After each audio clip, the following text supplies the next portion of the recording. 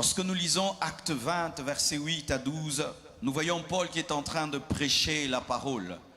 Et tous ceux qui écoutent la parole sont assis dans la maison. Parce qu'en ce temps-là, les églises n'étaient pas construites. Les églises priaient dans des maisons.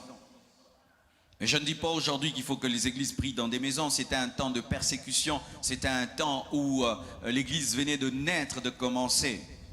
Nous pouvons prier dans les maisons, nous pouvons prier dans des temples, mais l'essentiel, c'est que Jésus-Christ soit au milieu de nous, car aujourd'hui, il y a une doctrine qui est sortie. Les églises ne doivent plus être dans le temple, il faut seulement des églises de maison. Mais si l'église de maison atteint 300, 400, 500 personnes, comment vous allez garder 500 personnes dans un petit salon de 10 personnes? Amen. Alors, dans cette maison, Paul prêchait la parole dans la chambre haute. Et il a prêché pendant longtemps. Et la Bible présente un jeune garçon qui s'appelait Tychus. Il n'était pas assis au bon endroit, il n'était pas au bon lieu. Il était à la fenêtre. Et à la fenêtre, lorsque quelqu'un se trouve à la fenêtre, il est à la fois dans le salon et à la fois dehors. C'était un distrait. Il était à la fois en train d'écouter Paul, mais aussi à la fois en train d'écouter ce qui se passait dehors. Il est cette image des personnes qui sont mélangées, qui aiment à la fois Dieu et qui aiment à la fois le monde, qui aiment à la fois la musique chrétienne, mais qui aiment à la fois la musique mondaine, qui aiment à la fois les fétiches et qui aiment à la fois la puissance de Dieu, qui consultent à la fois les prophètes de Dieu et qui consultent à la fois les magiciens et les occultistes, des personnes qui n'ont pas choisi. Il te faut choisir entre Jésus-Christ et le diable.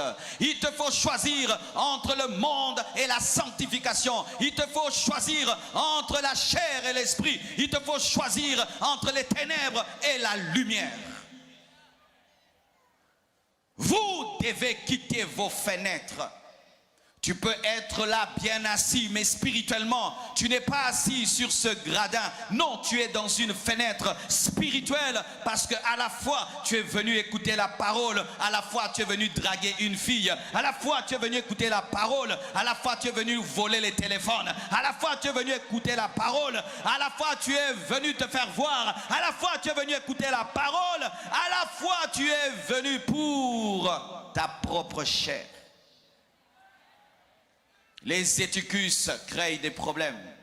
Alors qu'il était à la fenêtre, la Bible nous dit qu'il fut pris par un sommeil et il est tombé pas du côté de la chambre, mais de l'autre côté, et il est tombé mort.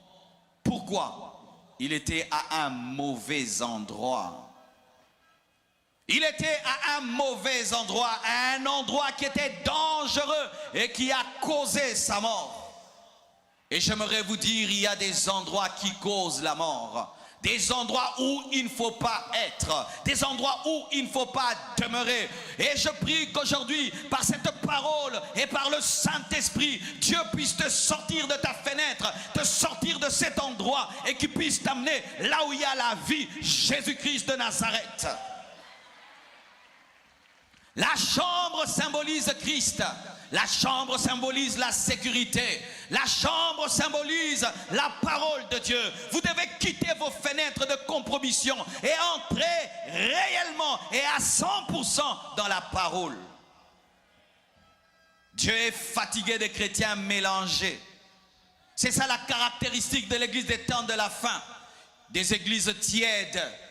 Des gens qui à la fois prient mais à la fois ils trichent à l'école. À la fois ils prient mais ils volent au travail. Ils sont dans la corruption au travail mais ils prient en d'autres langues. Ils prient en d'autres langues avant de quitter la maison. Et quand ils vont au boulot, ils se comportent comme tout le monde. Dieu est fatigué des chrétiens tièdes. Vous devez choisir. Vous devez choisir. Vous devez choisir. Dieu n'est pas un fétiche. Dieu est une personne. Ton fétiche, le matin, tu le secoues un peu et puis tu l'oublies dans ta chambre et tu fais tout ce que tu veux. Mais Jésus n'est pas un fétiche. Tu dois entretenir une relation profonde avec lui et tu dois te consacrer à lui à 100%. À 100%.